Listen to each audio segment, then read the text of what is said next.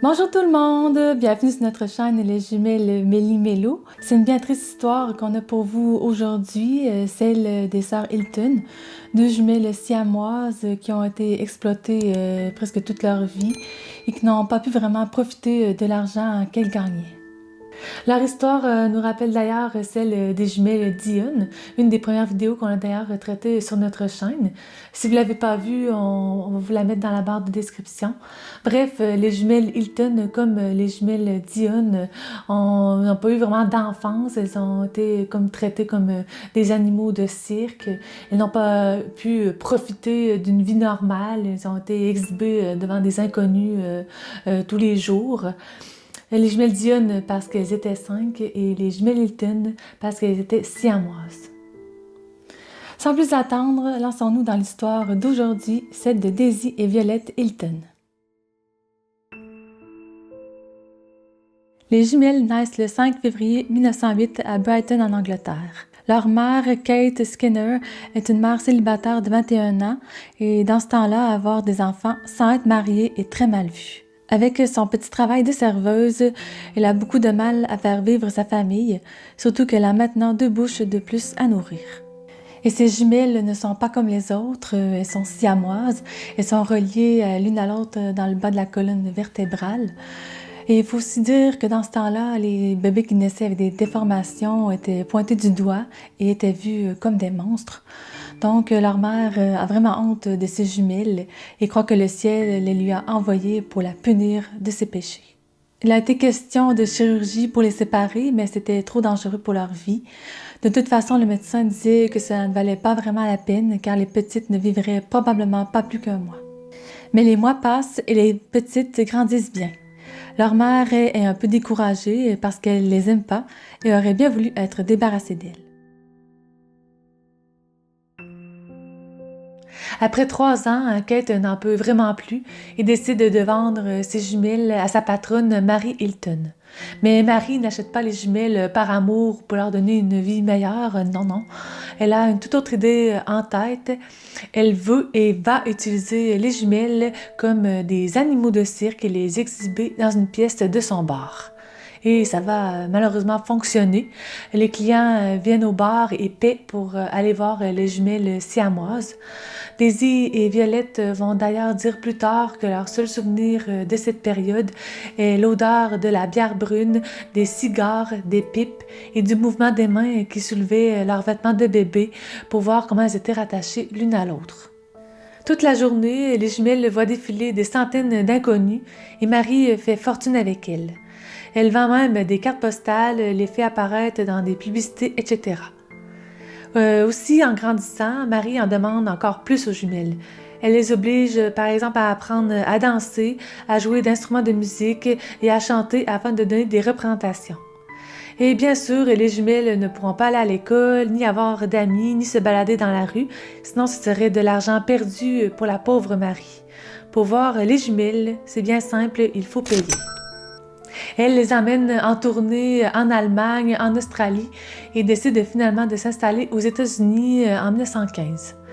4 ans plus tard, Marie décède alors que les jumelles sont au tout début de leur adolescence. Malgré nos recherches, nous n'avons pas trouvé de quoi elle est décédée. C'est alors la fille de Mary, Edith Myers, et son mari qui vont s'occuper des jumelles et de leur carrière. Si vous pensez que leur carrière est terminée, vous vous trompez loin de là. Les Myers vont les faire travailler dans des vaudevilles pendant des heures et elles vont commencer aussi à jouer dans des comédies. Elles ont un grand succès. Elles sont jolies et aussi très douées. Et les filles faisaient à peu près, écoutez bien, 5 000 $ par semaine, salaire qui est extraordinaire encore aujourd'hui, alors imaginez en 1926. Et les jumelles ne touchent bien sûr pas un sou de cet argent. Tout cet argent va dans les poches de leurs tuteurs qui, eux, ne se gênent pas pour se payer une belle et grande villa à San Antonio, au Texas. Merci les filles. Et il est aussi important de souligner que les Myers ne sont pas très reconnaissants envers les jumelles. Ils leur disent sans arrêt qu'elles sont sans valeur, alors que ce sont elles qui rapportent l'argent au foyer, et les menacent constamment de les envoyer dans un asile si elles ne font pas ce qu'ils disent. Et même si la villa est assez grande pour qu'elles aient leur propre chambre, les Meyers refusent. Les jumelles doivent dormir avec eux dans leur chambre parce qu'ils ont peur qu'elles se fassent kidnapper et de perdre leur poule aux œufs d'or. Il faut mentionner aussi ici qu'à ce moment-là, Daisy et Violette vont faire une rencontre importante lors de leur tournée. Ils vont faire la rencontre du magicien Harry Houdini qui va leur apprendre une chose qui va changer leur vie, la capacité de se séparer mentalement. Comme elles ne sont jamais seules, vu qu'elles sont rattachées l'une à l'autre et qu'elles sont toujours entourées d'une foule de personnes, il va leur apprendre à se concentrer et à se séparer mentalement des autres et même de leurs jumelles pour avoir un peu d'intimité, surtout rendues à leur début vingtaine. À la fin des années 20, les jumelles ont 23 ans. Les vaudevilles deviennent de moins en moins populaires à cause de l'arrivée du cinéma et on s'intéresse donc aussi de moins en moins à elles. C'est à ce moment-là aussi, en 1931 exactement, que les jumelles vont décider de prendre le contrôle de leur vie et d'engager un avocat réputé pour se sortir de l'emprise des Meyers. D'ailleurs, elles sont majeures, elles peuvent bien faire ce qu'elles veulent et elles ne veulent plus travailler pour eux. Et elles auront heureusement un gain de cause, ce qui est une bonne chose pour elles. Elles recevront 100 000 $ en dommages et intérêts. C'est une belle somme à cette époque-là, mais on s'entend que c'est rien à côté de ce qu'elles ont pu rapporter à Marie et aux Meyers. Elles créent ensuite leur propre émission, la Hilton Sister Review, qui fonctionne bien et un certain temps. Et en 1932, elles vont aussi jouer dans le film Freaks. En gros, on suit la vie des employés d'un cirque qui ont pour la plupart des malformations. Le film fonctionne assez bien et en parallèle, les jumelles commencent aussi à fréquenter des hommes et finissent par tomber amoureuses. Mais vous imaginez que c'est un peu compliqué quand on est siamoise. Quand l'une est avec son copain, l'autre tente d'appliquer la technique apprise par Houdini et tente de se séparer mentalement. Et souvent, les hommes ne sont pas là pour les bonnes raisons. Ils sont là pour profiter de l'argent des jumelles et aussi de leur célébrité. Et comme elles n'ont jamais appris à gérer leur argent, les jumelles donnent et dépensent beaucoup. Donc au final, elles sont toujours pauvres. Après quelques relations ratées, Violette va finir par tomber amoureuse du directeur musical de leur orchestre, Maurice Lambert. Et même si Maurice l'aime d'un amour vraiment sincère et qu'il finit par la demander en mariage, tout ne va pas se passer comme prévu. On va leur interdire de se marier parce que Violette est attachée à sa sœur Daisy et ce serait considéré comme de la bigamie, ce qui était interdit à l'époque. Et malgré leur effort de demander à d'autres États, 21 au total, ce sera toujours la même réponse, non. Ça va finir par décourager le pauvre Maurice qui va quitter malheureusement Violette. Par contre, quelques années plus tard, en 1936, Violette réussit quand même à se marier à l'un de ses amis, James Moore. On ne sait pas pourquoi elle réussit à ce moment-là, mais bref, le couple fait payer l'accès à leur mariage et plusieurs se posent des questions à savoir si ce n'est pas un mariage arrangé pour faire justement de l'argent. Et on découvre plus tard que oui, car James est homosexuel et le mariage a été organisé par le manager de Violette. Le mariage sera donc annulé 10 ans plus tard. Aussi, lors de ce mariage organisé, Daisy est visiblement enceinte. Le père est l'un des musiciens qui travaillait avec elle sur le Hilton Sister Review. Il était marié. Daisy va finir par accoucher d'un petit garçon qu'elle va tout de suite mettre en adoption parce que, soi-disant, son horaire ne lui permet pas de l'élever et aussi parce qu'être mère célibataire était encore très mal vu à l'époque. En 1941, Daisy va elle aussi se marier à un homme et musicien qui s'appelle Harold Estep.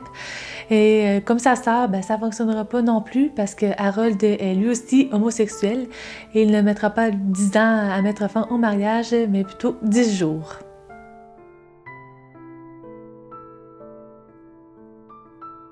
Violette et Daisy sont encore tristes et pauvres. Elles vont tenter de refaire des spectacles, mais ne sont plus aussi populaires qu'elles ne l'étaient. En 1951, elles vont faire un film Chained for Life. Le film n'aura pas un grand succès, même si on trouve que le sujet est quand même très intéressant. Dans le film, elles jouent deux sœurs siamoises, évidemment, et l'une d'elles assassine son mari. La question du film est de savoir est-ce qu'on condamne la meurtrière à la peine de mort en sachant que sa sœur, qui est innocente, va aussi payer le prix d'un crime qu'elle n'a pas commis. Il est disponible sur YouTube en anglais. Pour ceux qui veulent le regarder, on vous mettra le lien dans la barre de description. Donc, à 43 ans, Daisy et Violette décident de tourner le dos au milieu artistique qui ne veut plus d'elles et décident d'ouvrir un snack bar à Miami qu'elles appellent The Hilton Sister Snack Bar. Ça marche bien pendant un certain moment car les gens viennent plus pour les voir elles que pour y manger, mais après un certain temps, plus personne ne vient. Les jumelles sont un peu découragées et évidemment encore pauvres. Elles ont alors une 50aine d'années. Elles vont finir par retrouver un emploi comme caissière dans une épicerie à Charlotte, en Caroline du Nord. Mais bientôt, en 1968, la grippe de Hong Kong frappe. Le 2 janvier 1969, Violette et Daisy ne se présentent pas au travail et leur patronne s'inquiète. Elle va se rendre chez elle pour voir ce qui se passe et va faire une bien triste découverte. Les jumelles sont bien là, mais Daisy est décédée. Violette, qui est rattachée à sa sœur, va supplier sa patronne de ne pas ébruiter l'affaire car elle aimerait partir en paix avec sa sœur.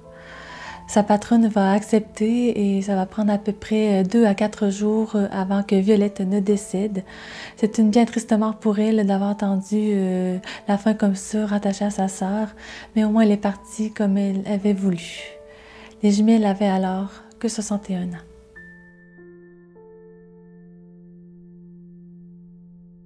Et voilà comment se termine la triste histoire des sœurs Hilton, 2 jumelles siamoises qui ont été exploitées de leur enfance jusqu'à l'âge adulte par leurs propriétaires, comme elles les appelaient, et qui, elles, ont vécu dans la pauvreté jusqu'à la fin.